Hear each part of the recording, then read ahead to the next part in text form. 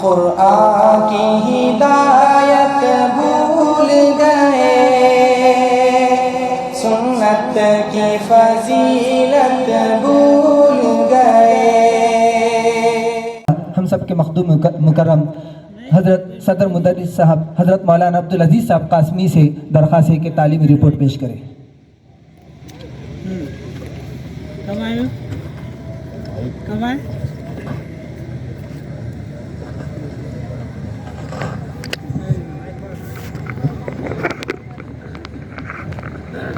بسم اللہ الرحمن الرحیم۔ قال اللہ تبارک و تعالی فلا تزکوا انفسکم هو اعلم بمن اتقى۔ کون اہمیت کا حامل ہے؟ اس وقت ہم اپنی اہمیت اور عدم اہمیت کو پس پشت ڈالتے ہوئے اپنی ذمہ داری اور جواب دہی کو مد نظر رکھتے ہوئے دارالعلوم اصحاب کہف اورنگ آباد کی مختصر تعلیمی کارکردگی آپ کے سامنے پیش کی جا رہی ہے۔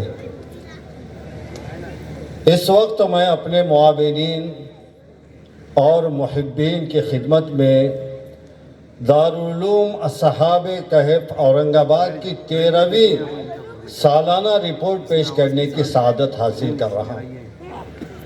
ابھی اس ادارے کو صرف 13 سال ہوئے ہیں۔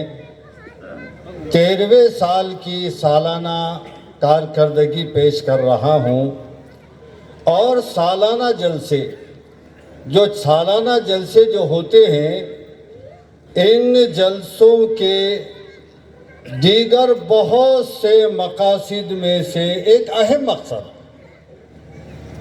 مدرسے کی ہمہ جہت ترقی اور آگے کے منصوبوں کو اپنے معاونین اور محبین کے سامنے پیش کرنا ہوتا ہے، تاکہ آگے کے منصوبوں کو آپ کے تعاون کا حاصل ہو، کیونکہ آپ کے تعاون کے بغیر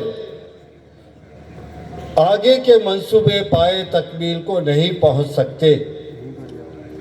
ویسے تو ہمارے اکثر معاونین اور محبین ہماری کارکردگی سے واقف ہیں اور گاہے بگاہے ہماری حوصلہ افزائی بھی فرماتے رہتے ہیں۔ الحمدللہ دارالعلوم اصحاب کہف کی طرف بہت رجوع ہے۔ الحمدللہ عوام کا دارالعلوم اصحاب کہف اورنگ آباد کی طرف بہت رجوع ہے۔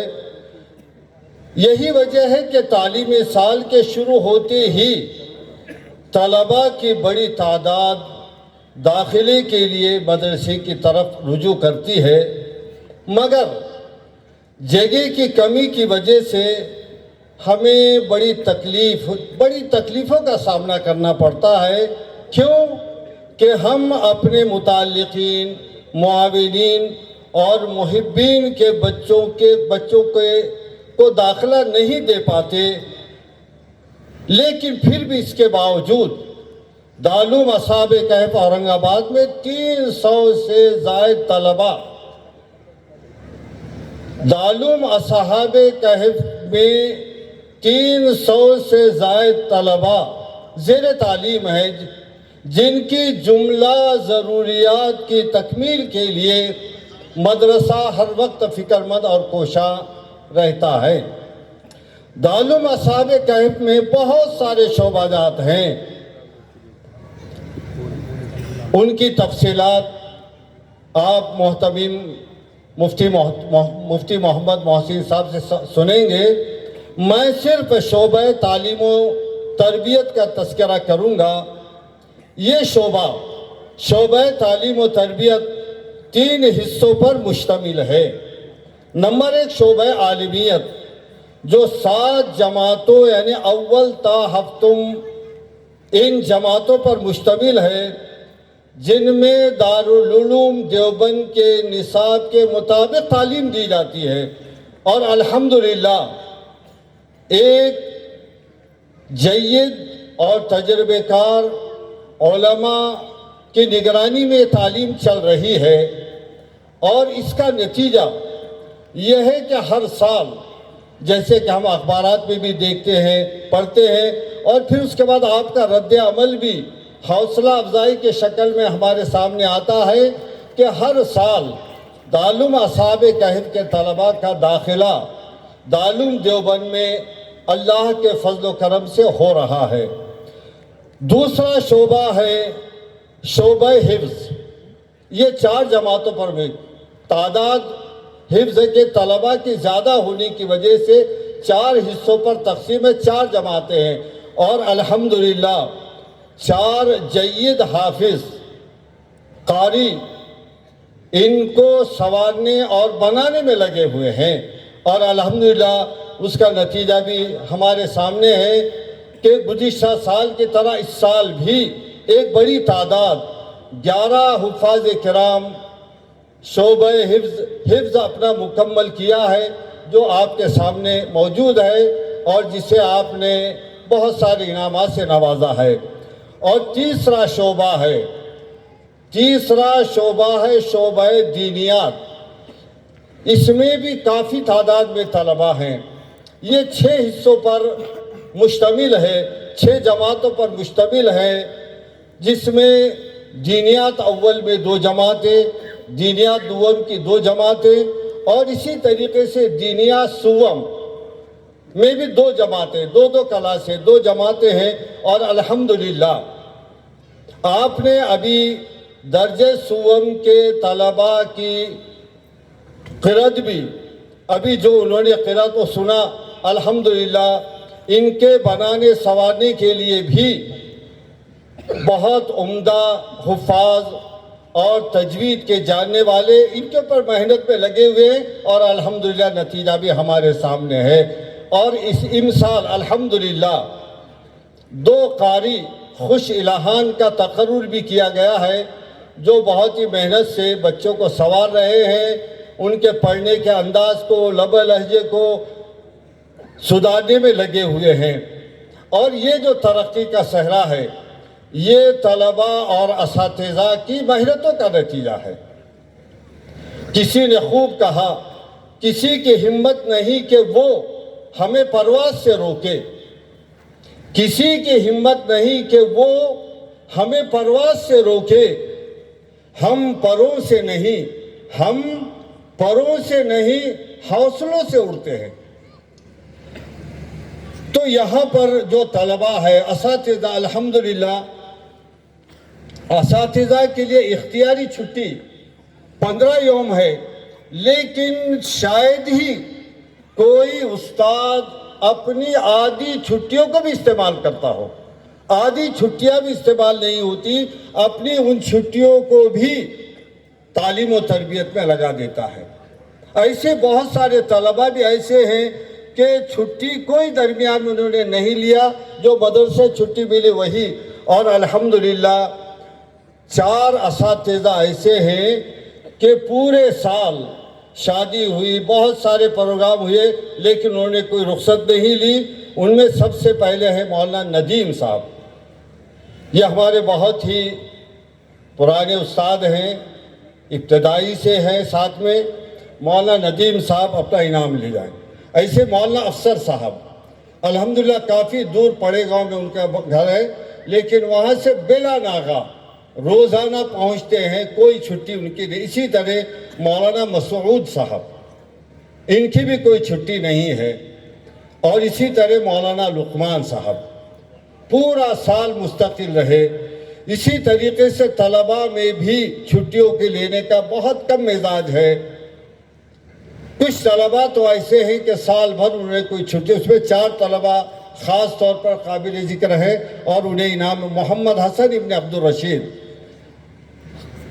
محمد ابن مولانا اسد الرحمن، احمد ابن مولانا اسد الرحمن، اور اسجد ابن مولانا اسد، ان 4 طلباء نے کوئی رخصت نہیں لی۔ دعا فرمائیے کہ اللہ تبارک و تعالی شانہ طلباء اور اساتذہ کو جزائے خیر عطا فرمائے، اور اس مدرسے کو دن دونی رات چوگنی ترقی عطا فرمائے۔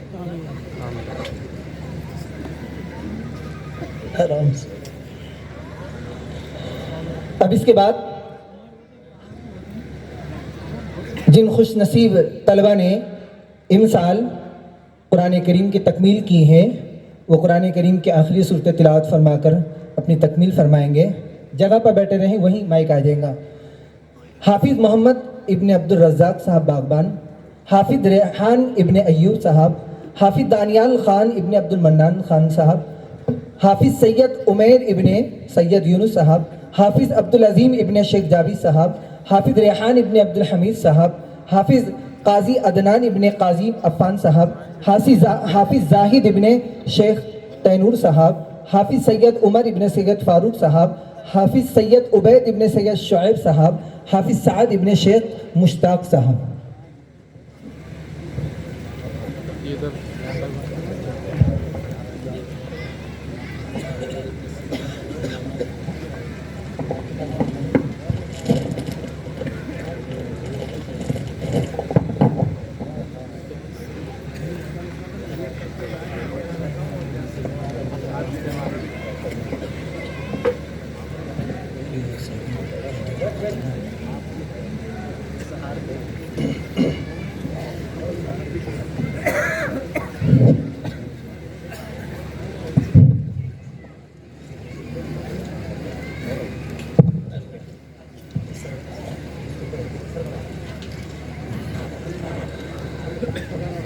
جس محلے میں اور جس علاقے میں جس جگہ ہمارا یہ جلسہ منعقد ہو رہا ہے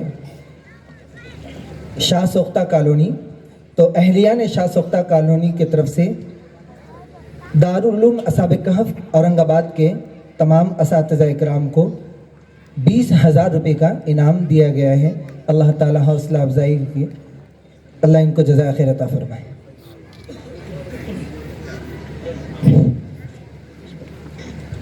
أعوذ بالله من الشيطان الرجيم بسم الله الرحمن الرحيم قل هو الله أحد الله الصمد لم يلد ولم يولد ولم يكن له كفوا أحد بسم الله الرحمن الرحيم قل أعوذ برب الفلق من شر ما خلق ومن شر غاسق إذا وقب ومن شر النفاثات في العقد ومن شر حاسد إذا حسد بسم الله الرحمن الرحيم قل أعوذ برب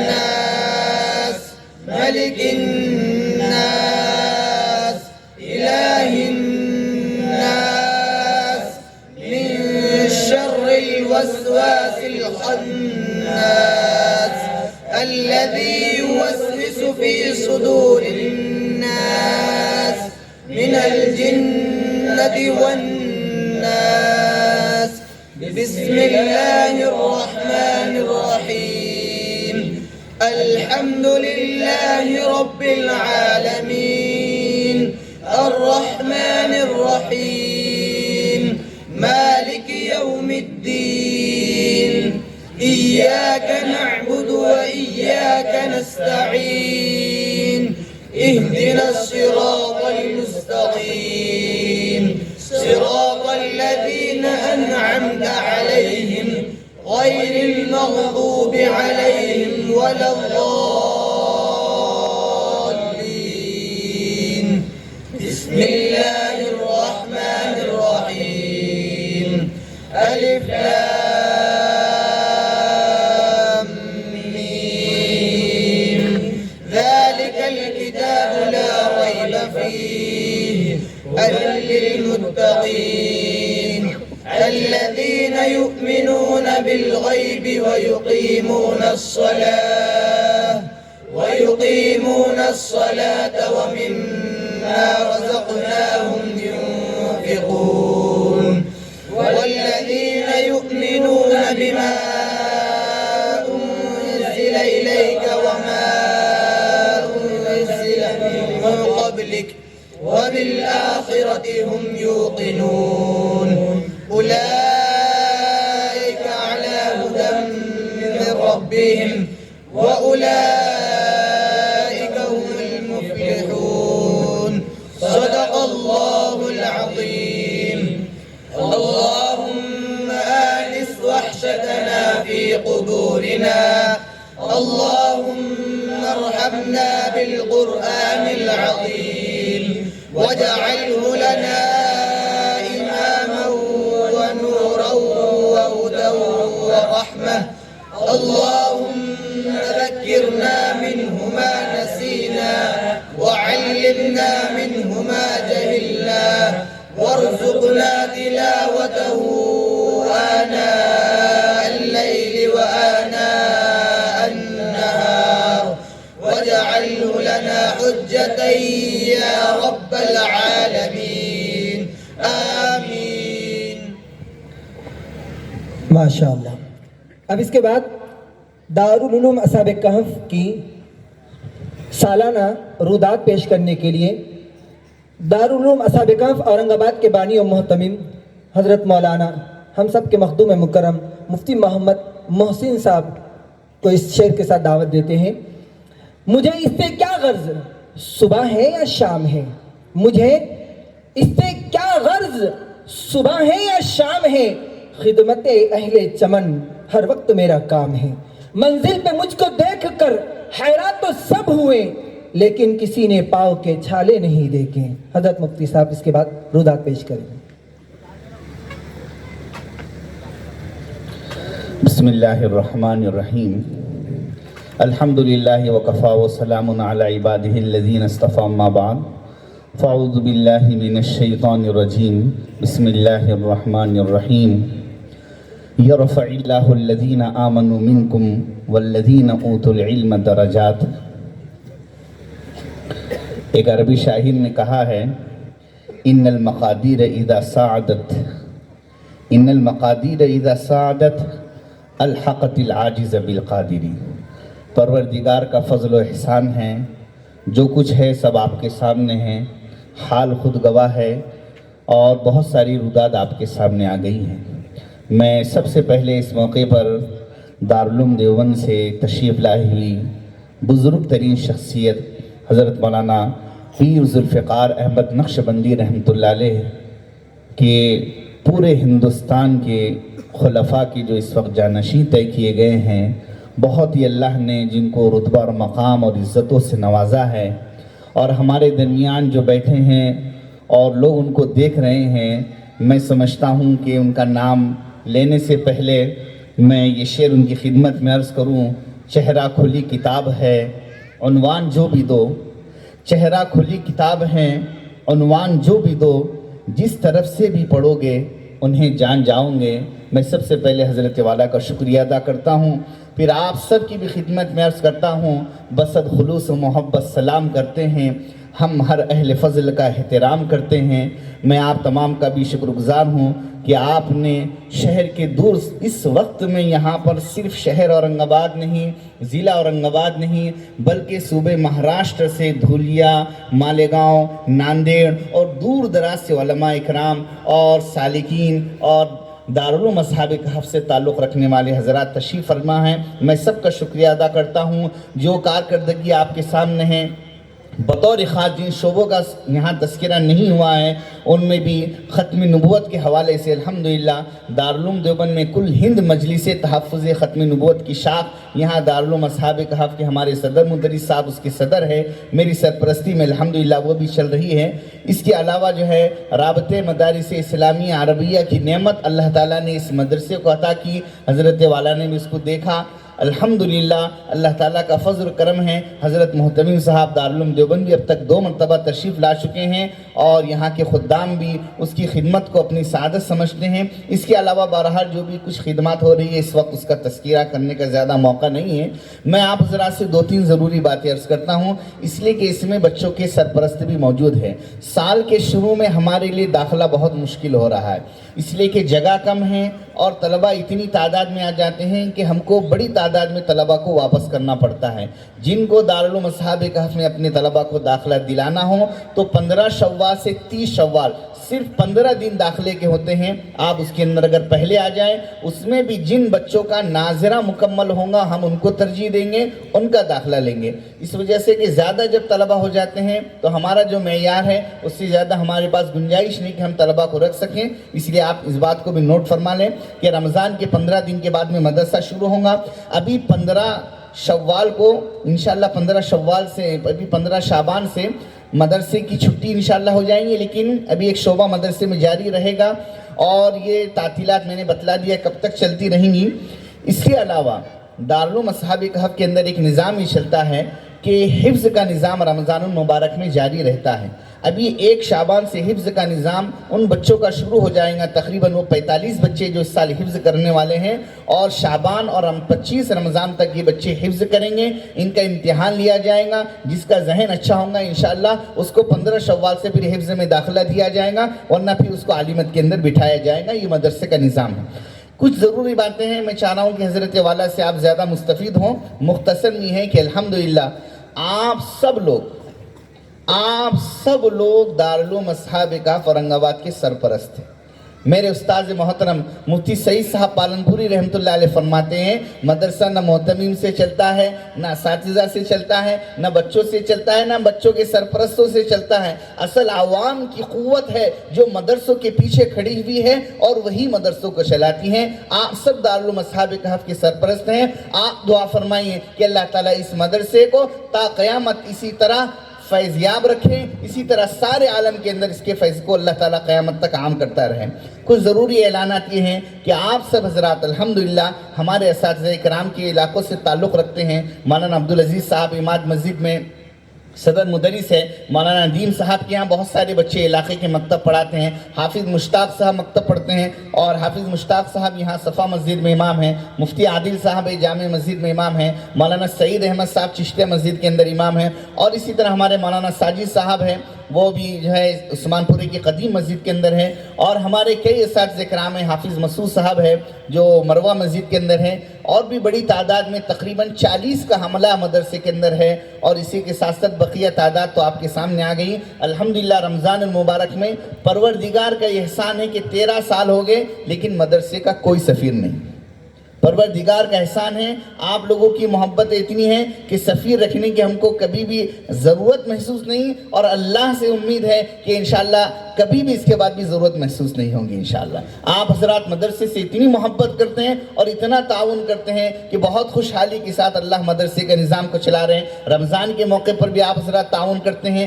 بہت سارے لوگ ہیں جنہوں نے کفالت لے رکھی، ایک بچے کی 1000 ماہانہ کفالت ہوتی ہے، مدرسے کی جانب سے ڈبے بنائے گئے تھے۔ میں سمجھتا ہوں بڑی تعداد میں لوگ ہیں، یہاں پر اس کا آفس بھی لگا ہوا ہے، اور بھی کچھ لے جانا چاہے تو اس میں سے ڈبے لے جا سکتے ہیں۔ ایک وقت کے بہت سارے لوگ ہیں جو طلبہ کی دعوت کرتے ہیں، یہ بھی ایک سلسلہ مدرسے کے اندر ہے۔ اسی طرح رمضان المبارک میں سحر و افطار کا یہ عالم ہے کہ موقع ملتا ہی نہیں ہے۔ یہ بھی اعلان کرنا ہے کہ جن حضرات کو طلبہ کو سحر و افطار رمضان میں کرانا ہے، تقریباً 70 طلبہ رمضان المبارک میں مدرسے میں رہیں گے۔ جن کو بچوں کو سحر یا افطار کرانا ہو وہ ابھی مدرسہ جب تک شب برات تک مدرسہ جاری رہے گا تب تک آ کر اپنے جو ہے نام لکھا دے کہ ہماری جانب سے سحر افطار ہم کو کرانا ہے، تاکہ آگے جو ہے آپ کو اس کے اندر موقع مل جائے، ورنہ بعد میں ہم کو شرمندگی ہوتی ہے، مشکل ہوتی ہے۔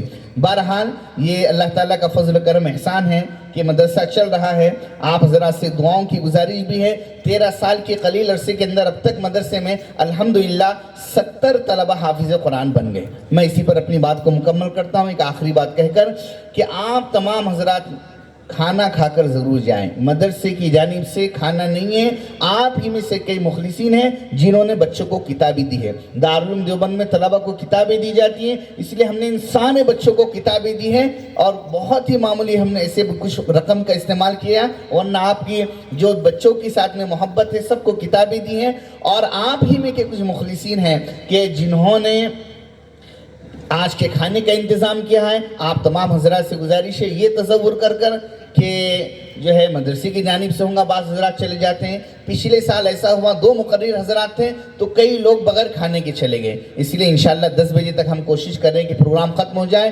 سب حضرات سے گزارش ہے کہ پروگرام ختم ہونے کے بعد میں وہ کھانا کھا کر جائیں۔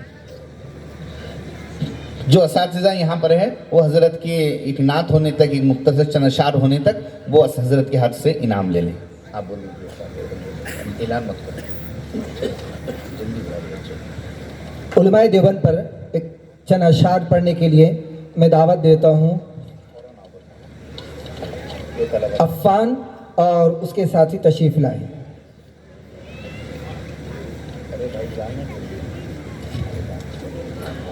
عفان ابن شیخ آصف، ابرار ابن سلیم، نعمان بن حافظ نعیم، یہ دارالمصاب کہف کے دنیات دوم کے طلبہ ہیں۔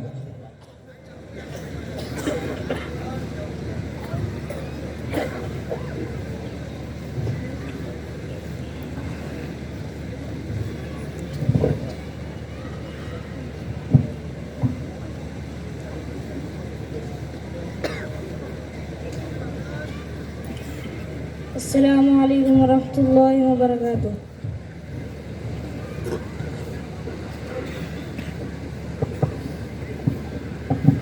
دیوبند نے اسلام کا پرچم دنیا میں لہرایا ہے، ظلم ستم کے دور کے اندر حق کا دیپ جلایا ہے۔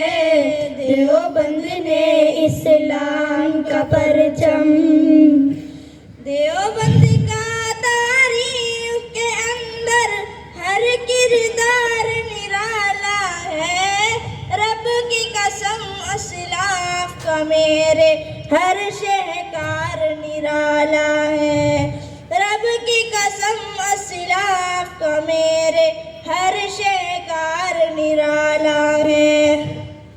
اس لشکر کے جانبازوں سے، اس لشکر کے جانبازوں سے ہر باطل گھبرایا ہے، ظلم ستم کے دور کے اندر حق کا دیپ جلایا ہے۔ دیوبند نے اسلام کا پرچم،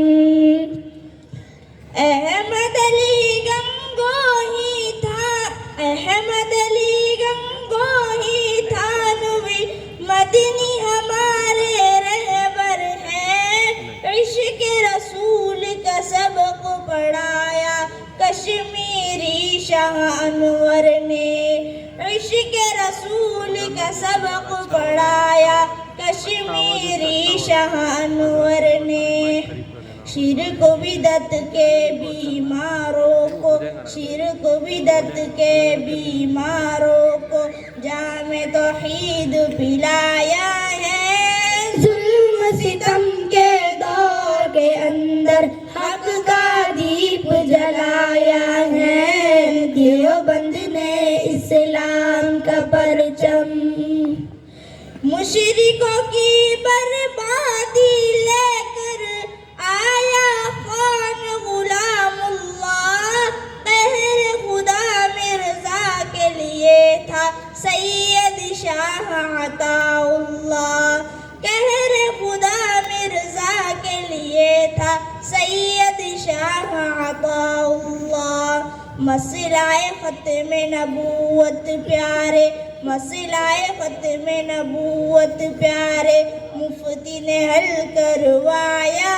ہے، ظلم ستم کے دور کے اندر حق کا دیپ جلایا ہے۔ دیوبند نے اسلام کا پرچم، قال اللہ وقال رسول، سچے کلام کو عام کیا، ایک اللہ سے ہوتا ہے، اس پیغام کو عام کیا، ایک اللہ سے ہوتا ہے، اس پیغام کو عام کیا۔ مولانا الیاس نے ہم کو، مولانا الیاس نے ہم کو کیا رستہ دکھلایا ہے، ظلم ستم کے دور کے کے اندر حق کا دیپ جلایا ہے، دیوبند نے اسلام کا پرچم دنیا میں لہرایا ہے، ظلم ستم کے دور کے اندر حق کا دیپ جلایا ہے، دیوبند ماشاء اللہ ماشاء اللہ۔ اسلام کا پرچم۔ محترم حاضرین، اب انتظار کی گھڑیاں ختم ہوتی ہیں۔ اب ہم بہت ہی ادب و احترام کے ساتھ ہم سب کے مخدوم مکرم، مہمان معظم، استاد حدیث ام المدارس مادر علمی دارالعلوم دیوبند حضرت مولانا سلمان صاحب بجنوری نقشبندی خلیفہ مجاز حضرت مولانا پیر ذوالفقار احمد صاحب نقشبندی رحمہ اللہ سے ملتمس ہیں۔ بڑی مدت میں بھیجتا ہے ساقی ایسا مستانہ، بڑی مدت میں بھیجتا ہے ساقی ایسا مستانہ، بدل دیتا ہے جو بگڑا ہوا دستور میں خانہ۔ کتابوں کا مسافر ہے یہی پہچان ہے اس کی، کتابوں کا مسافر ہے یہی پہچان ہے اس کی، جدھر سے بھی گزرتا ہے سلیقہ چھوڑ جاتا ہے، لے کے جامع خطابت کی سرمستیاں وائز اہل سنت چلے آئیے۔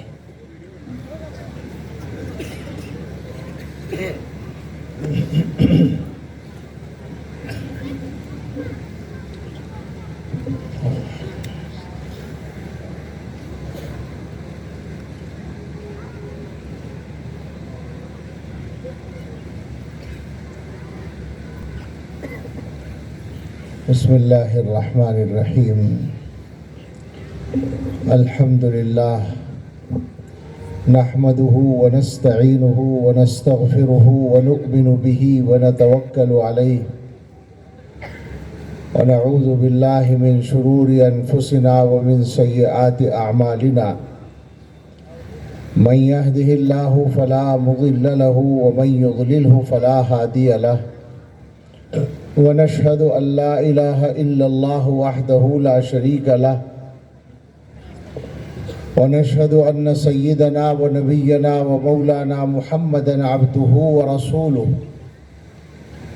صلى الله تعالى عليه وعلى آله وأصحابه وبارك وسلم تسليما كثيرا، أما بعد فأعوذ بالله من الشيطان الرجيم، بسم الله الرحمن الرحيم، هو الذي أرسل رسوله بالهدى ودين الحق ليظهره على الدين كله وكفى بالله شهيدا، وقال تعالى وما آتاكم الرسول فخذوه وما نهاكم عنه فانتهوا واتقوا الله إن الله شديد العقاب،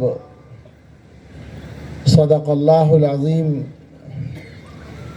قال رسول الله صلى الله عليه وسلم لا يزال الله يغرس في هذا الدين غرسا يستعملهم في طاعته، أو كما قال عليه الصلاة والسلام۔ وقال صلى الله عليه وسلم من آتاه الله القرآن ثم علم أن أحدا أوتي خيرا منه فقد حقر ما عظمه الله، أو كما قال عليه الصلاة والسلام۔ اللهم صل على سيدنا محمد وعلى آل سيدنا محمد وبارك وسلم كما تحب وترضى عدد ما تحب وترضى۔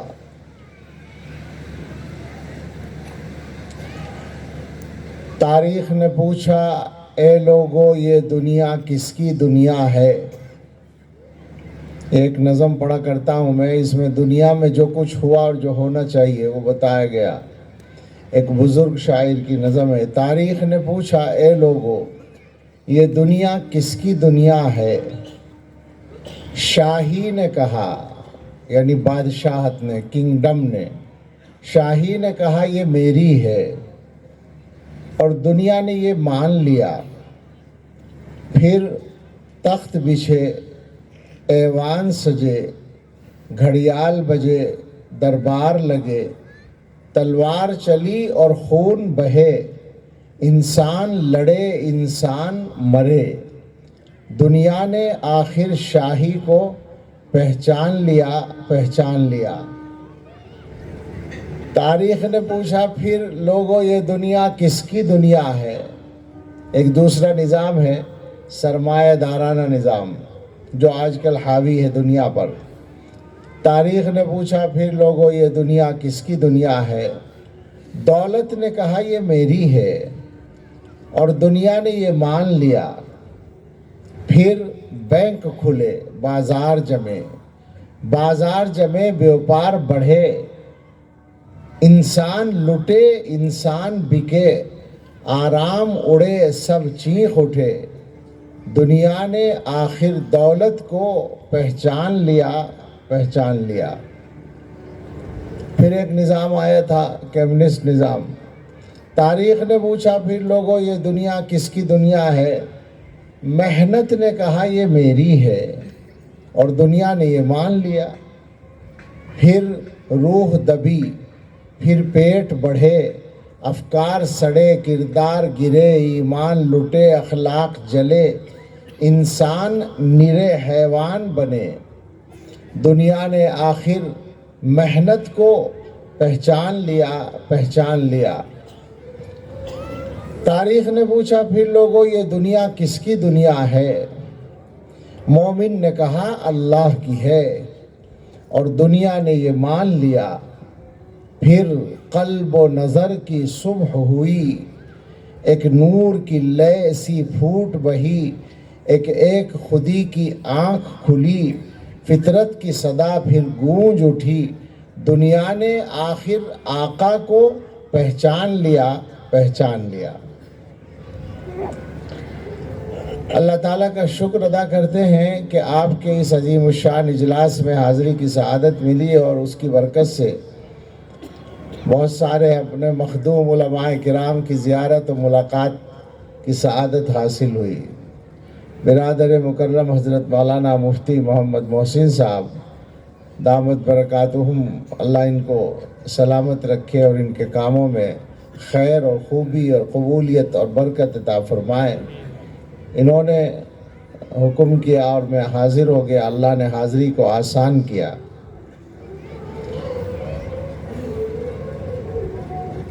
آج کل جو وقت گزر رہا ہے، اسفار اور بیانات اور مدرسے کا اب تو اسباق پورے ہو گئے لیکن چل رہا تھا ابھی تک سلسلہ، ان سارے کاموں کے ساتھ ایک جو غم، ایک جو حادثہ، ایک جو صدمہ گزرا ہے جس سے واقف ہیں،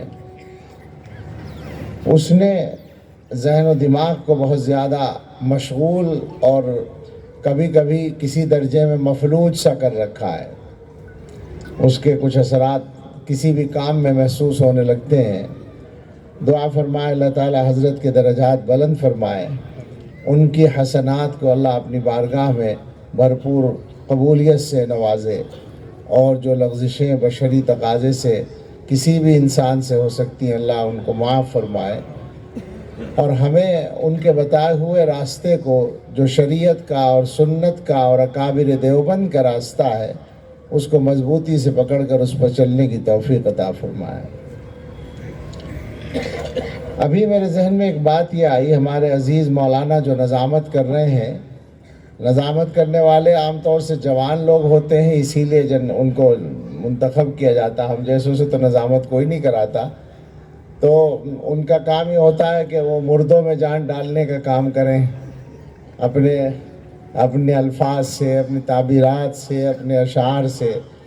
تو انہوں نے بہت سی باتیں کہیں، بہت سے اشعار پڑھ دیے، مگر خاص طور سے ایک چیز کے بارے میں یہیں سے اگر بات کہہ دوں اور پہنچ جائے گی تو اچھا ہوگا۔ یہ جو حضرت کے خلفاء کے ذمہ داری کی بات بار بار میرے بارے میں کہی جا رہی ہے، تو یہ کوئی ایسی چیز نہیں ہے جس کا تذکرہ عوامی سطح پر اور عوامی اجلاسات میں کیا جائے، بلکہ یہ تو ایک طرح کی امانت تھی اور میں نے اس کا اظہار بھی نہیں کیا تھا، اور وہ بھی خدمت ہے، ورنہ سارے خلفاء مجھ سے بہت زیادہ برتر اور بہت کامل ہیں، میں ان کا سب سے ناقص فرد ہوں، اور شاید اسی لیے ایک خادم کے طور پر حضرت کی نظر میں یہ بات تھی، لیکن یہ کوئی ایسا مسئلہ نہیں ہے جس کو بار بار ہم ذکر کریں۔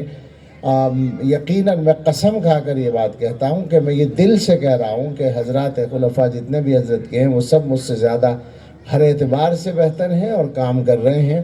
البتہ رابطے کے لیے رابطہ کار کے طور پر جیسے آج کل ضرورت ہوتی ہے کبھی کبھی، تو یہ خادم ہو سکتا ہے، لیکن یہ کوئی ایسی بات نہیں ہے جس کا بار بار ہم ذکر کریں۔ معذرت کے ساتھ ہی محبت میں کیا ہے، لیکن مصلحت کا تقاضا یہی ہے جو میں عرض کر رہا ہوں۔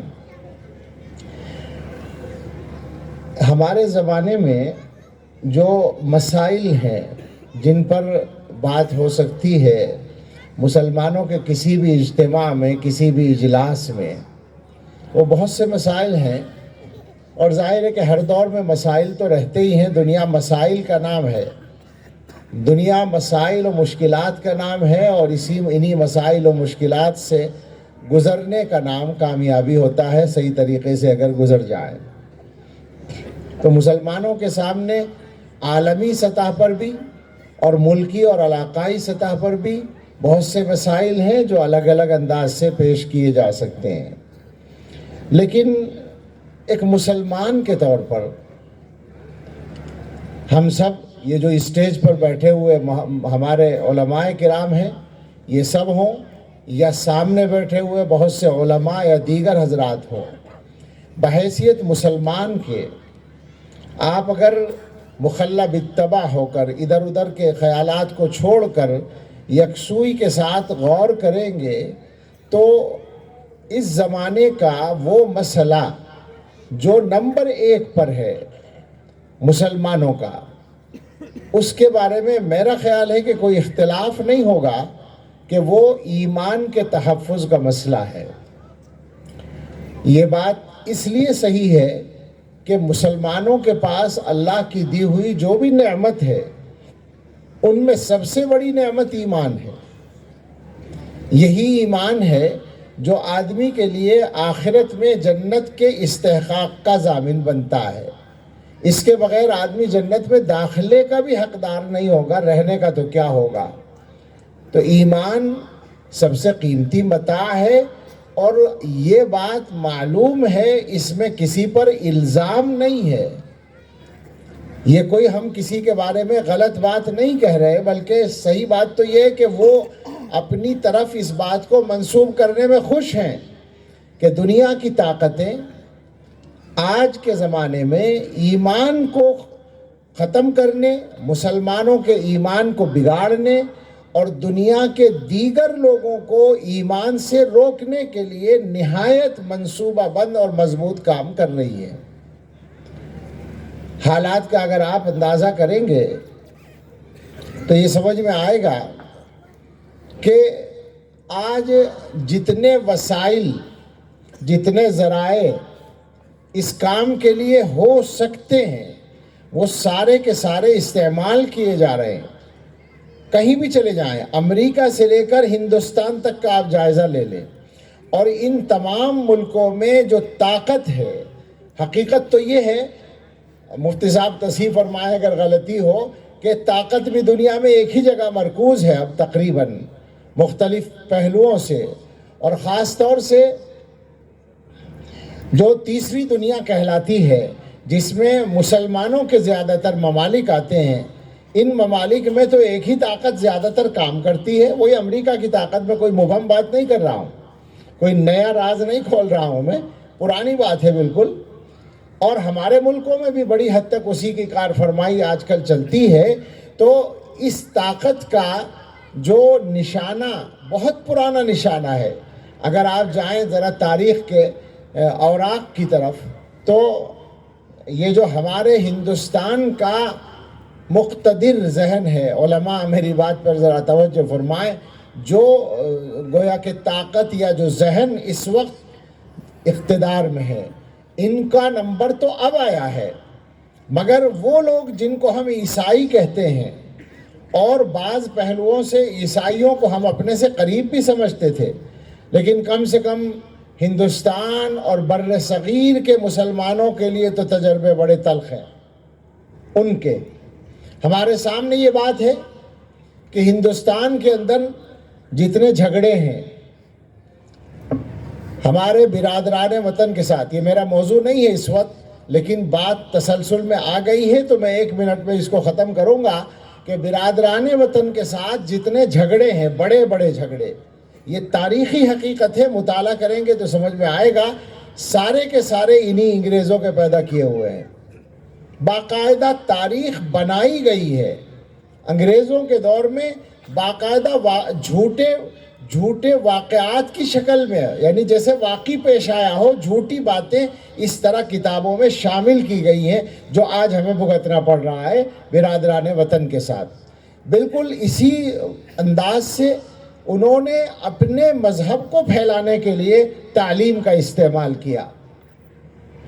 آپ حضرات ایک نام جانتے ہوں گے، ہندوستان کی تاریخ میں علماء کی جماعت کا ایک ممتاز نام ہے حضرت مولانا رحمت اللہ کیرانوی رحمت اللہ علیہ۔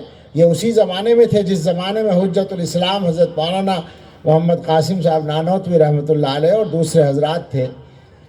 انہوں نے ہندوستان کے اندر عیسائی پادریوں کا اور عیسائی مذہب کی تبلیغ کا نہایت ہی مضبوط مقابلہ کیا تھا، مناظروں کے ذریعے بھی، کتابوں کے ذریعے بھی، اور یہ کام اور حضرات نے بھی کیا۔ حضرت نانوتوی رحمت اللہ علیہ نے بہت مضبوطی سے کیا، اور بھی کچھ حضرات ہیں، لیکن سب سے اس میدان میں سب سے ممتاز نام مولانا رحمت اللہ کیرانوی رحمت اللہ علیہ کا ہے۔ 1857 میں جب مقابلے میں یہ لوگ ہار گئے ہمارے علماء، اور گویا کہ ان کو میدان سے ہٹنا پڑا، تو 1858 میں مولانا رحمت اللہ صاحب ہندوستان سے مکہ مکرمہ چلے گئے، جیسے حضرت حاجی امداد اللہ مہاجر مکی رحمت اللہ علیہ بھی اسی زمانے میں گئے۔ وہاں جانے کے کچھ دنوں کے بعد حضرت مولانا رحمت اللہ صاحب نے اپنے گھر خط بھیجا، اور اس میں یہ پوچھا کہ میرے بھائی کا پوتا محمد سعید 10-12 سال کا بچہ تھا، میں چھوڑ کر آیا تھا، مجھے بتایا جائے کہ وہ کیا کر رہا ہے۔ جواب پہنچا کہ وہ اس کا جو باپ ہے یعنی آپ کا بھتیجا، وہ امبالہ میں سرکاری ملازم ہے، اس کی ڈیوٹی وہاں ہے، تو بچہ اپنے باپ کے ساتھ امبالہ میں رہ رہا ہے اور وہاں کے مشن اسکول میں پڑھ رہا ہے۔ مشن اسکول کا مطلب آپ سمجھ رہے ہیں، عیسائیوں کا اسکول۔ حضرت نے جواب میں لکھا کہ جس عیسائیت کی تردید میں میری ساری جوانی اور میری زندگی لگ گئی، وہیں انہی کے چنگل میں میرے گھر کا بچہ پھنس رہا ہے، یہ کیسے چلے گا؟ اس بچے کو یہاں بھیج دو۔ چنانچہ وہ بچہ مکہ مکرمہ پہنچا، اور مولانا رحمت اللہ صاحب نے ان کی تعلیم کا انتظام کیا اور حاجی امداد اللہ صاحب کے ذریعے تربیت کرائی، اور یہی وہ بچہ تھا جس نے مکہ مکرمہ میں مدرسہ سہولتیہ قائم کیا، مولانا محمد سعید صاحب رحمت اللہ علیہ۔ تو تعلیم کا استعمال عیسائیوں نے، انگریزوں نے اپنے مذہب کی تبلیغ کے لیے بھرپور طریقے پر کیا، اور آج تک کر رہے ہیں۔ آپ پورے ہندوستان کا جائزہ لے سکتے ہیں، یہ تو عجیب حقیقت ہے کہ کوئی علاقہ ان کے اسکولوں سے خالی نہیں ہے۔ اور میں ذاتی طور پر، میں کسی سروے کی بات نہیں کر رہا، میں نے پورے ملک کے مختلف علاقوں میں جا کر، خود اپنے علاقے میں جا کر جو دیکھا ہے، یو پی کے، مغربی یو پی کے علاقوں تک میں، یعنی میں اڑیسہ اور کیا کہتے ہیں آسام اور تریپورہ اور ناگالینڈ وغیرہ کی بات نہیں کر رہا، جہاں پر بہت بڑے کام ہیں ان کے، آبادیوں کے تناسب بدل گئے ہیں، مذہب کے اعتبار سے آبادیوں کے تناسب بدل گئے، ان کی بات میں نہیں کر رہا، اپنے علاقوں میں آپ بھی دیکھ سکتے ہیں۔ جہاں تک میں نے سمجھا ہے، جو مجھے معلومات ہیں، وہ یہ ہیں کہ ان کے تعلیمی مشن، وہ تعلیمی بعد میں ہیں، تبلیغی پہلے ہیں، ان کا اصل مشن وہ ہے۔ اب یہ ہمارے بھائیوں کو بھی سمجھ میں آ گیا ہے، لہٰذا حکومت ہند نے تعلیمی پالیسی بنائی ہے۔ آپ کو معلوم ہے، آپ میں بعض حضرات نے وہ پڑھی ہوگی، اور اگر نہ پڑھی ہو تو جو حضرات اس موضوع کو سمجھ سکتے ہیں ان سے گزارش ہے کہ پڑھیں۔ نیو ایجوکیشن پالیسی جو ہے انڈیا کی، جو نافذ ہو چکی ہے، آپ انگریزی میں، ہندی میں، اردو میں، کسی میں بھی پڑھ سکتے ہیں، اس کو پڑھیں۔ تو جناب عالی، بہت ڈر لگ رہا ہے، کہتے ہوئے ڈر ہے اور نہ کہنے میں بھی ڈر ہے، اور وہ یہ ہے کہ اس پالیسی کے نافذ ہونے کے بعد جو مزاج بنے گا تعلیم گاہوں کا، تو ایسا لگتا ہے کہ بچہ اسکول جائے گا، اسکول بھیجنا تو پڑے گا ہی، اسکول سے جب آئے گا تو ماں باپ مجبور ہوں گے اس بات پر کہ بچے سے کہیں کہ تم اسکول سے آ رہے ہو ذرا کلمہ پڑھ لو احتیاطاً، معلوم نہیں کہ تمہارا ایمان گیا یا رہا۔ یہ میں کوئی ویسی بات نہیں کہہ رہا ہوں جس کی کوئی بنیاد نہ ہو، آپ پڑھیں گے تو آپ میری بات کی تصدیق کریں گے۔ حالات اس رخ پہ جا رہے ہیں۔ حقیقت یہ ہے کہ اس کا ہمارے پاس کیا جواب ہے، کیا توڑ ہے، کیا مقابلہ ہے؟ ظاہر ہے کہ یہ ایک لڑائی ہے، ایمان و کفر کی لڑائی ہے، اور یہ وہ لڑائی ہے جو شروع سے چلی آتی ہے، اس کے انداز اور ذرائع بدلتے ہیں۔ قرآن کریم میں اللہ تعالیٰ نے ایک آیت میں عجیب انداز میں بات کو بیان کیا، وَكَذَلِكَ جَعَلْنَا لِكُلِّ نَبِيٍّ عَدُوًّا شَيَاطِينَ الْإِنسِ وَالْجِنِّ يُوحِي بَعْضُهُمْ إِلَى بَعْضٍ زُخْرُفَ الْقَوْلِ غُرُورًا۔ غور کیجئے گا، ہم نے اسی طرح سے ہر نبی کے کچھ دشمن بنائے جو شیاطین ہیں، انسانوں میں سے بھی اور جنات میں سے بھی۔ انسان کا لفظ یہاں پہلے ہے۔ ایسا محسوس ہوتا ہے کہ انبیاء کے جو کام ہیں، انبیاء کا بنیادی کام کیا؟ ایمان پہنچانا، ایمان پھیلانا۔ تو انبیاء کا جو اصل کام ہے اس کی دشمنی کے لیے شیاطین میں سے جو انسان ہیں وہ زیادہ استعمال ہوتے ہیں۔ غلط تو نہیں ہو؟ چلے گا نا؟ مجھے ایسا لگتا ہے، بلکہ آج کل میں یہ بات کہہ دیتا ہوں کہ مجھے ایسا شبہ ہوتا ہے کہ یہ جو انسانی شیاطین ہیں یہ اتنے زیادہ مستعد اور ایکٹیو ہیں کہ شاید جناتی شیاطین آرام کر رہے ہوں گے کہ ہمارے ان بھائیوں نے خود ہی کام سنبھال لیا ہے۔ میں یہ بات کہہ تو رہا ہوں مزاحیہ انداز میں، مگر آپ پالیسیوں کا مطالعہ کریں گے تو آپ کو اس کا یقین آ جائے گا کہ بات اسی طرح ہے۔ اصل میں پوری گویا دنیا کی پالیسیوں پر، تعلیمی پالیسیوں پر آپ نظر رکھیں، مذہبی پہلو سے آپ نظر کریں تو پتہ چلے گا۔ میں ایک چیز کا ذکر کیا کرتا ہوں، 2003 میں غالباً جب صدام حسین کی حکومت عراق سے ختم ہوئی اور امریکہ کی حکومت قائم ہوئی، ظاہر ہے وہ امریکہ کی حکومت تھی، تو اس کے 3 مہینے کے بعد، صرف 3 مہینے کے بعد ایک خبر اخبار میں آئی تھی۔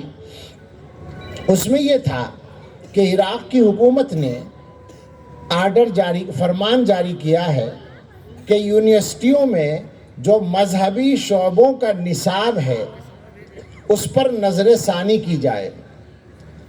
نظر ثانی تو آپ لوگ جانتے ہوں گے نا، یہاں ہر طبقے کے لوگ موجود ہیں، جو علماء ہیں وہ سمجھتے ہیں، جو سرکاری لوگ ہیں خاص طور سرکاری ملازمت والے ان کو پتہ ہوگا نظر ثانی کا مطلب کیا ہوا کرتا ہے حکومتوں کے یہاں۔ اگر کسی وقت میں قیمتیں بڑھانی ہے کہ صاحب چینی کی قیمت بڑھانی ہے تو یہ نہیں کہا جائے گا چینی قیمت بڑھائی جا رہی ہے، بلکہ کہا جائے گا نظر ثانی کی جا رہی ہے، ظاہر نظر ثانی میں قیمت بڑھے گی۔ یہ کہ کوئی سبسڈی تھی، کوئی رعایت تھی، اس پر نظر ثانی کی جا رہی، اس کا مطلب ہے کٹوتی کی جا رہی ہے۔ تو نظر ثانی کا آرڈر دیا یونیورسٹیز کے مذہبی شعبوں کے نصاب پر، کہاں؟ عراق میں۔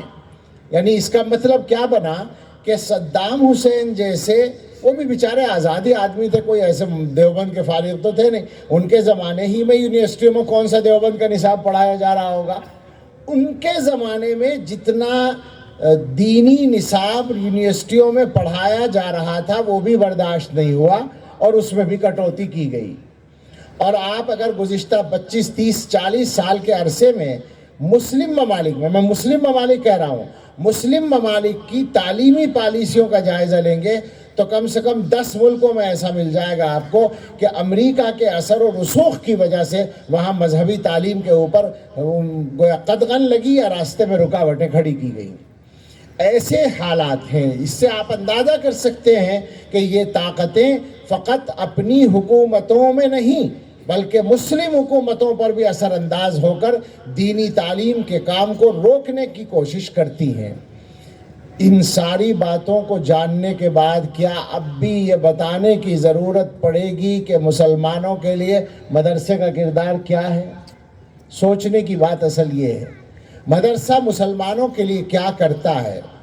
یہ جو مدارس کا نظام ہے جس کے تحت ہم اس وقت یہاں بیٹھے ہیں، یہ مدارس کا یہ والا نظام، ویسے مدرسہ اسلامی تاریخ میں پہلے دن سے ہے، اسلامی تاریخ میں مدارس کا سلسلہ شروع سے ہے، مگر یہ والا جو نظام ہے اس کی بسم اللہ دیوبند سے ہے۔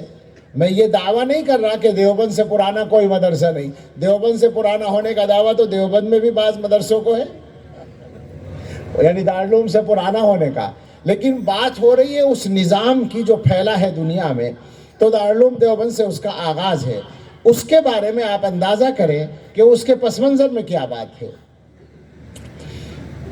جو بنانے والے ہیں، جو بنانے کا قائم کرنے کا مشورہ کرنے والے ہیں، حضرت نانوتوی رحمۃ اللہ علیہ یا حضرت حاجی سید عابد حسین صاحب رحمۃ اللہ علیہ یا ان کے اور رفقاء کرام، ان کے سامنے بظاہر کوئی اعلان شدہ پروگرام نہیں ہے، مگر ان کی لمبی فکر ہے جو ان کی گفتگو میں آپس میں رہی ہوگی اور اپنے بزرگوں سے مشورے رہے ہوں گے، مگر اس کا خلاصہ حاجی امداد اللہ مہاجر مکی رحمۃ اللہ علیہ کے ایک جملے سے ہوتا ہے۔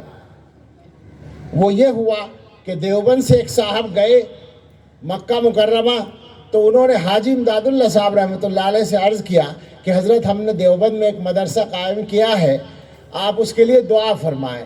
تو حاجی صاحب نے فرمایا سبحان اللہ، آپ فرماتے ہیں کہ ہم نے دیوبند میں مدرسہ قائم کیا ہے، یہاں کتنی پیشانیاں مدتوں سے سر بسجود ہے کہ اے اللہ ہندوستان میں بقائے اسلام کا کوئی سامان پیدا فرما۔ تو گویا حاجی صاحب نے ان کو اشارہ کر دیا کہ یہ آج جناب نے نہیں قائم کیا ہے، تو ہم نے کروایا ہے، یہ ہم نے اللہ سے مانگا ہے۔ حضرت حاجی صاحب مکہ مکرمہ میں تھے اور حضرت شاہ عبد الغنی مجددی مہاجر مدنی رحمۃ اللہ علیہ مدینہ منورہ میں تھے۔ ایک تو ان کے شیخ تھے، ایک استاذ تھے، حضرت نانوتوی اور حضرت گنگوہی رحمۃ اللہ علیہ کے شیخ حضرت حاجی صاحب تھے، اور استاذ حضرت مولانا شاہ عبد الغنی محدث دہلوی تھے، اور اسی کی برکت تھی کہ دارالعلوم کے قائم ہوتے ہی پہلے ہی سال میں دوسرے علاقوں کے اور دوسرے ملکوں کے طلباء آ گئے تھے۔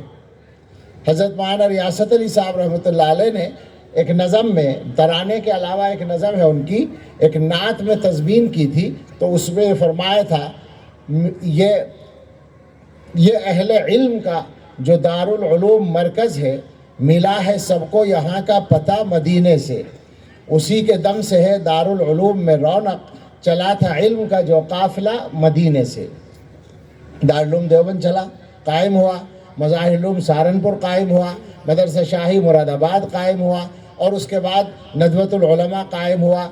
تھوڑے تھوڑے فرق کے ساتھ مدرسے قائم ہوئے، اکثر و بیشتر اسی نظام اور اسی نصاب کے ساتھ جو دیوبند سے چلا تھا، اور کہیں کچھ اصلاح کا ارادہ کر کے، لیکن وہی منزل اور مقصد سب کی ایک تھا۔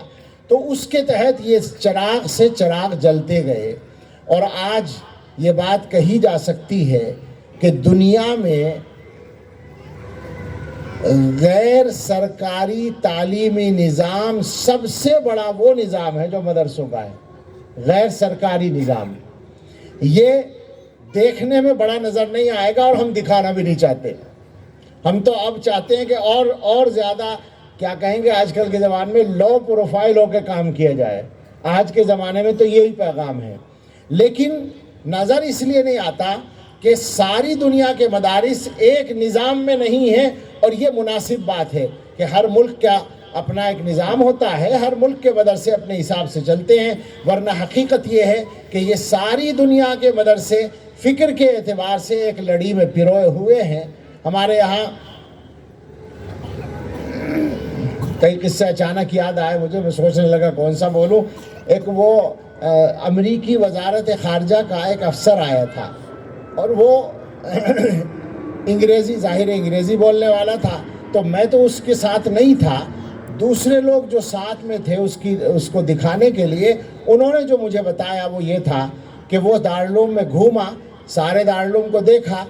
آپ لوگ جانتے ہیں کہ دارالعلوم دیوبند عمارت کے اعتبار سے بھی اچھا خاصا بڑا ہے، 200-300 بیگھے میں شاید اس کا وہ ہے، دائرہ ہے، احاطہ ہے۔ تو دیکھ کر واپس آیا حضرت محتمم صاحب رحمۃ اللہ علیہ، مولانا مرغوب الرحمان صاحب کے پاس، اور پھر کہنے لگا کہ آپ کا دارالعلوم بس اتنا ہی بڑا ہے؟ تو انہوں نے کہا ہاں بھائی یہی ہے جو آپ دیکھ کر آئے۔ ایسے کیوں پوچھتے ہیں آپ؟ چھوٹا لگا آپ کو؟ کہنے لگے ہاں میں تو یہ تصور کر کے آیا تھا کہ دارالعلوم دیوبند دلی سے بھی بڑا ہوگا. تو انہوں نے کہا کیوں، ایسا کیوں سوچا تھا؟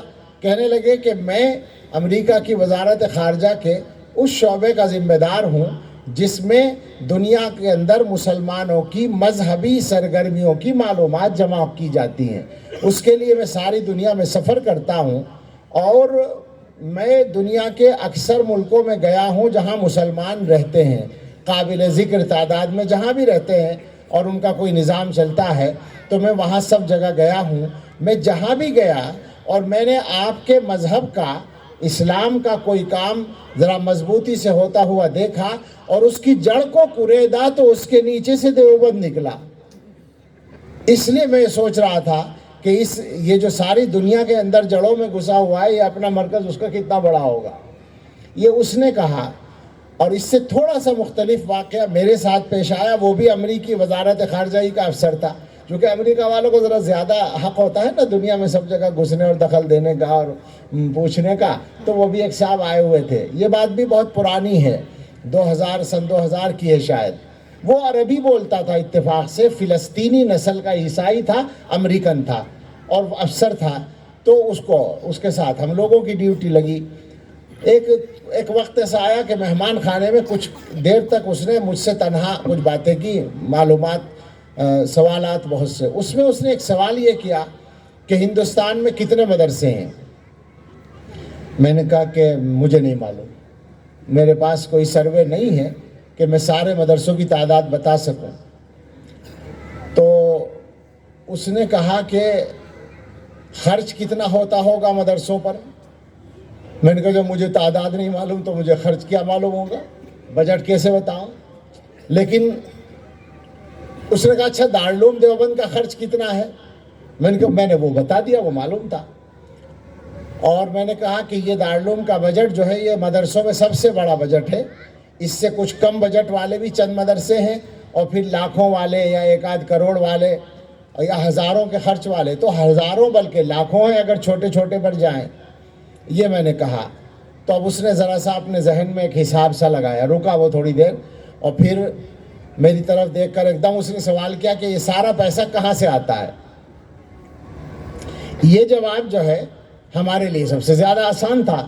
میں نے جلدی سے کہا من تبرعات الشعب المسلم، عام مسلمان کے چندے سے. یہ میں نے جلدی سے بول دیا. تو اس نے تعجب سے میری طرف دیکھا اور کہنے لگا کہ سمجھ میں نہیں آتا. اس نے اپنے ذہن میں ایک خرچ کا اندازہ لگایا اور اس کے بعد اس نے کہا کہ عام مسلمان کے چندے سے یہ ہوتا ہے، یہ بات سمجھ میں نہیں آتی.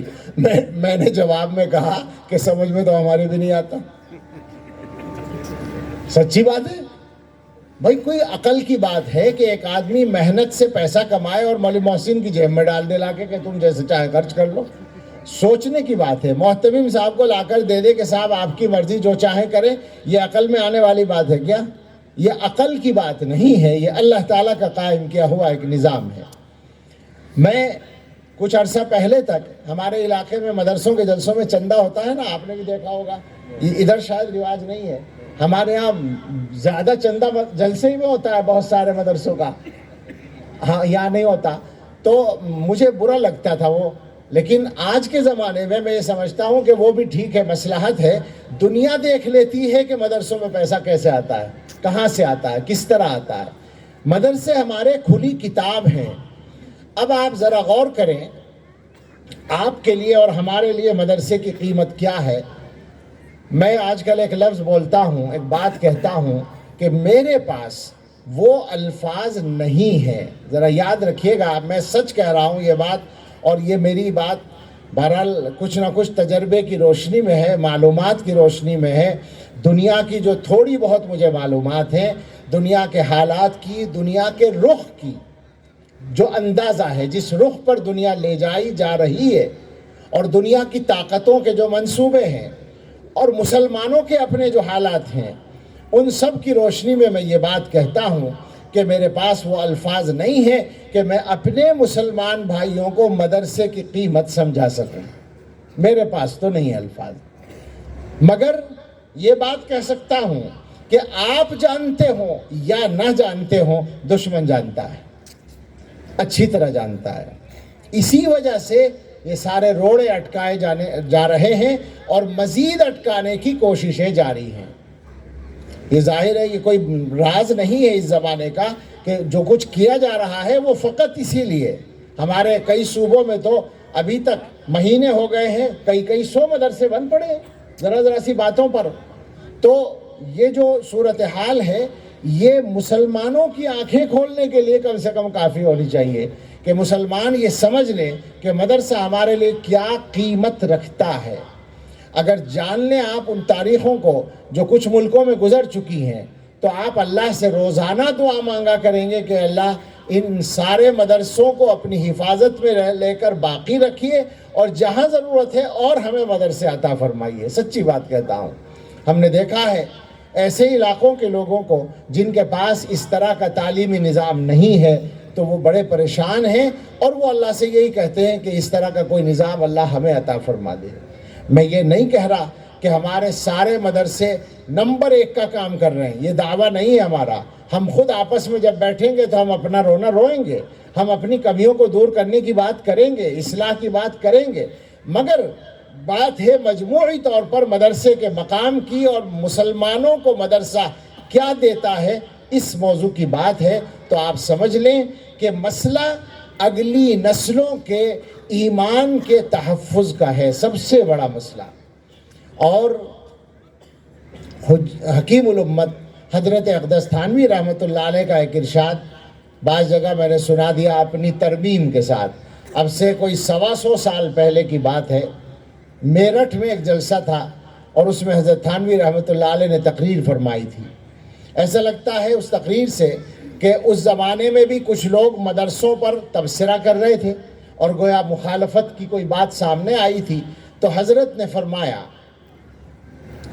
چونکہ بہت سے لوگ یہ سمجھتے ہیں, میں اس کا پس منظر بھی سمجھا دوں, بہت سے لوگ یہ سمجھتے ہیں کہ یہ جو مدرسوں کے مولوی مدرسوں کی بات کرتے ہیں تو اس کی وجہ یہ ہے کہ مولویوں کا روزگار مدرسے سے جڑا ہوا ہے. عام طور پر لوگ یہ سمجھتے ہیں. تو میں اس پر اپنی بات بعد میں کہوں گا. حضرت تھانوی رحمۃ اللہ علیہ نے یہ ارشاد فرمایا کہ تم مدرسوں کو چندہ دینا بند کر دو, مدرسے بند ہو جائیں گے. ظاہر ہے تمہارے چندے سے چلتے ہیں, جب تم نہیں دو گے تو بند ہو جائیں گے. اور یہ جو مدرسوں میں پڑھانے والے لوگ ہیں, کوئی آٹے کی دکان کر لے گا, کوئی چاول کی دکان کر لے گا اور ان کی روزی روٹی کا مسئلہ دکان سے حل ہو جائے گا. مگر تمہارے بچے, تمہاری نسلیں 50 سال میں تمہارے بچے ہندو ہوں گے, یہودی ہوں گے, عیسائی ہوں گے. یہ حضرت نے فرمایا تھا.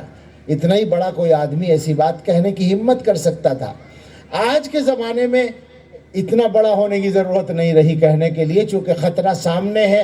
آج ہم وہی بات دہراتے ہیں ذرا سے فرق کے ساتھ کہ اب 50 سال کی نوبت نہیں ہے, اب 5 سال کی بھی گارنٹی نہیں ہے نسلوں کے ایمان پر باقی رہنے کی. اس لیے کہ ایمان سے ہٹانے کے لیے اور بہت سارے ذرائع بھی تو استعمال ہو رہے, اس پر گفتگو کا موقع نہیں ہوا.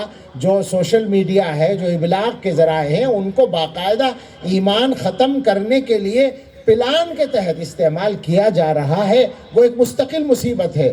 تو مدرسوں کی ہم بات کریں, اگر میں یہ عرض کروں کہ یہ مدرسوں میں پڑھنے پڑھانے والے جو ہیں, یہ مدرسوں کی بات اس لیے نہیں کرتے کہ ان کا روزگار مدرسوں سے جڑا ہوا ہے. آپ غور کریں, اگر یہ مدرسے والے واقعی مدرسے کی ملازمت نہ کر کے دکان کریں, تجارت کریں یا کوئی اور ملازمت کریں, بالکل سادہ انداز میں بتائیے مدرسے کی تنخواہ سے زیادہ کما لیں گے یا نہیں؟ مدرسوں کی تنخواہ کیا ہے سب کو پتہ ہے. مدرسے کی تنخواہ, میں احسان نہیں جتا رہا ہوں, میں مدرسوں کے خدام کی طرف سے آپ پر احسان نہیں جتا رہا. احسان تو اللہ کا ہم پر آپ سے زیادہ ہے کہ اللہ نے ہمیں اپنے دین کے کام سے لگا رکھا ہے. وہ بات بالکل الگ ہے. اللہ کا دن رات شکر ادا کرتے ہیں, اللہ سے قیامت تک کی اپنی نسلوں کے لیے یہ دعا کرتے ہیں کہ اللہ اس سے لگائے رکھے سب کو. ہماری یہ تمنا ہے, یہ تو ہماری سعادت ہے. آپ کو بات سمجھانے کے لیے کہتے ہیں کہ یہ مدرسوں میں پڑھنے پڑھانے والے اگر دکان لے کر بیٹھے, اگر کوئی اور ملازمت کریں تو پکی بات ہے کہ مدرسے کی تنخواہ سے ان کو زیادہ مل جائے گا. اس کا مطلب یہ ہے کہ روزگار کا مسئلہ نہیں ہے. اصل مسئلہ روزگار کا نہیں ہے، اصل مسئلہ ایمان کا مسئلہ ہے، نسلوں کے ایمان کا مسئلہ ہے، ایمان کے تحفظ کا مسئلہ ہے، ایمان پر باقی رہنے کا مسئلہ ہے۔ بھلا کسی مسلمان کو یہ سمجھانا پڑے گا کہ مسلمان ہی جینا اور مسلمان ہی مرنا ضروری ہے، یہ بھی سمجھانا پڑے گا کیا؟ ہر مسلمان جانتا ہے ایمان اگر چلا گیا تو جنت کی شکل دیکھنے کو بھی نصیب نہیں ہوگی ہمیشہ کی زندگی میں۔ تو یہ تو ہمارا نمبر 1 کا مسئلہ ہے، یہیں سے بات چلی تھی، یہیں پر ختم کرتا ہوں کہ سب سے بڑا مسئلہ ایمان کو بچانے کا، ایمان کے تحفظ کا اور نسلوں کے ایمان پر باقی رہنے کا ہے۔ اس کے لیے جس مسلمان سے، جس ایمان والے سے جو ہو سکے وہ اس کو کرنا چاہیے۔ اللہ تعالی ہمیں سب کو توفیق دے اور ہمیں کامیابی دے، اور ہمارے تمام مدرسوں کی حفاظت فرمائے، مسجدوں کی حفاظت فرمائے، دعوت و تبلیغ کے کام کی حفاظت فرمائے، صحیح معتبر خانقاہوں کی حفاظت فرمائے، اور ہمارے اس مدرسے کو دارالعلوم اصحاب کہف کو بھی اللہ تعالی بھرپور ترقی عطا فرمائے۔ آمین۔ وآخر دعوانا ان الحمدللہ رب العالمین۔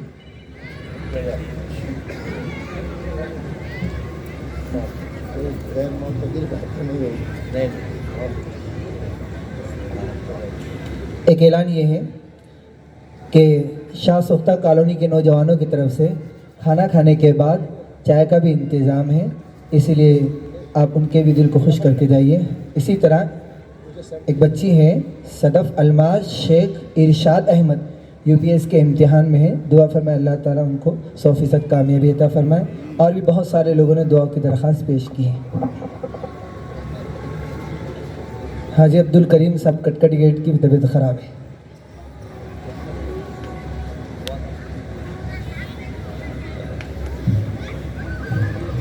تمامی خدمت کرنے والے نوجوانوں کا اور جس نے بھی اس جلسے میں جس اعتبار سے بھی خدمت کی ہے، ہم آپ کے ممنون و مشکور ہیں۔ اللہ تعالیٰ سے دعا کرتے کہ اللہ تعالیٰ آپ کو ڈھیر ڈھیر جزائے خیر عطا فرمائے۔ دیکھیے حضرت کی دعا ہو رہی ہے، سب حضرات تشریف رکھیں۔ میں آئندہ کی ترتیب آپ کو بتلا رہا ہوں۔ جن حضرات کی ابھی نماز باقی ہے، یہ حضرات دعا ہوتے ہی شاہ سختہ کالونی کی مسجد بالکل قریب ہے، یہاں سے چند منٹ کے فاصلے پر ہیں، ابھی فوراً وہاں اذان ہوگی اور مسجد میں جماعت ہوگی۔ باقی جو حضرات نماز پڑھ کر آ چکے ہیں تو فوراً یہاں پر کھانے کے لیے بیٹھ جائیں گے۔ الحمدللہ تقریباً 1,500 پلیٹوں کا کھانے کا انتظام کیا گیا ہے۔ ایک پلیٹ میں اگر 2 لوگ بھی کھانے کے لیے بیٹھتے ہیں تو 3,000 لوگ ایک وقت میں کھانا کھا سکتے ہیں، بہت سہولت سے۔ لیکن تمام حضرات سے گزارش ہے کہ اطمینان کے ساتھ میں سب حضرات کھانا کھا کر جائیں، آپ میں سے کوئی بھی بغیر کھانا کھائے نہ جائے۔ ابھی دعا ہوں گی، اس کے بعد اسی ترتیب کے مطابق کام کریں۔ دعا کریں۔ سبحان ربی العلی الاعلی الوہاب، اللہم صلی علی سیدنا محمد وآلہ واصحابہ وبارک وسلم۔ ربنا آتنا فی الدنیا حسنۃ وفی الآخرۃ حسنۃ وقنا عذاب النار۔ ربنا لا تزغ قلوبنا بعد اذ ہدیتنا وہب لنا من لدنک رحمۃ انک انت الوہاب۔ ربنا ہب لنا من ازواجنا وذریاتنا قرۃ اعین واجعلنا للمتقین اماما۔ اے اللہ، ہم آپ کے بندے، کچھ بندے یہاں جمع ہوئے مدرسے کے جلسے کی مناسبت سے، اللہ ہمارے اس اجتماع کو قبول فرما لیجئے اور نافع بنا دیجئے۔ اللہ ہم سب کے لیے بھی اور مدرسے کے لیے بھی نافع بنا دیجئے۔ اے اللہ ہم سب کے گناہ معاف فرما دیجئے۔ اللہ ہمیں تقوی کی زندگی گزارنا ہمارے لیے آسان فرما دیجئے۔ اللہ نفس و شیطان کے دباؤ سے ہمارے لیے بچنا آسان فرما دیجئے۔ اے اللہ اپنے فضل سے، اپنے کرم سے ہر قسم کی جسمانی اور روحانی بیماریوں سے شفا دے دیجئے۔ اللہ قرضوں سے نجات دے دیجئے، جن کے ذمہ قرضے ہیں قرضوں سے سبکدوش فرما دیجئے۔ اللہ جن کے پاس گھر نہیں ہے اچھے گھر عطا فرما دیجئے، جن کے پاس روزگار میں کمی ہے اللہ بابرکت حلال روزگار دے دیجئے۔ اے اللہ جو جھگڑوں میں مقدموں میں الجھے ہوئے ہیں ان سے ان کو نکال دیجئے، جو جیلوں میں بند ہیں رہائی دلا دیجئے۔ اے اللہ جن بچوں کی شادیاں نہیں ہوئی ہیں اور وہ شادی کے لائق ہیں ان کی مسنون شادیاں آسان فرما دیجئے۔ اے اللہ جن کی شادیاں ہو چکی ہیں اپنے فضل سے ان کو اولاد صالح عطا فرما دیجئے۔ اللہ ہماری اولادوں کے سلسلے میں ہمیں خوشیاں عطا فرمائیے۔ اللہ ان کے حق میں ہماری اچھی تمنائیں پوری فرمائیے، ان کے لیے ہماری دعائیں قبول فرمائیے۔ اے اللہ اس امت کے حال پر رحم فرمائیے، اللہ ہمارے ملک پر رحم فرمائیے، اس ملک کو ترقی عطا فرمائیے، اس ملک میں امن و امان عطا فرمائیے، یہاں رہنے والے ہر صاحب ایمان کو عزت و وقعت کی زندگی عطا فرمائیے، دنیا میں رہنے والے ہر صاحب ایمان کو عزت و وقت کی زندگی عطا فرمائیے۔ اے اللہ ہم سب کی مشکلات کو دور فرما دیجئے، ہمارے کاموں میں آسانیاں دے دیجئے۔ اے اللہ جن کاموں میں رکاوٹیں ہوں ان رکاوٹوں کو دور فرما دیجئے۔ اے اللہ ہم سب کے لیے اور پوری امت کے لیے آنے والے وقت کو گزرے وقت سے بہتر بنا دیجئے، اور سب سے بہتر ہم سب کے آخری وقت کو بنا دیجئے۔ اے اللہ ہم سب کے دلوں میں کچھ تمنائیں ہیں، ہماری اچھی تمنائیں پوری فرما دیجئے، بری تمناؤں اور برے ارادوں سے ہمارے دلوں کو پاک فرما دیجئے۔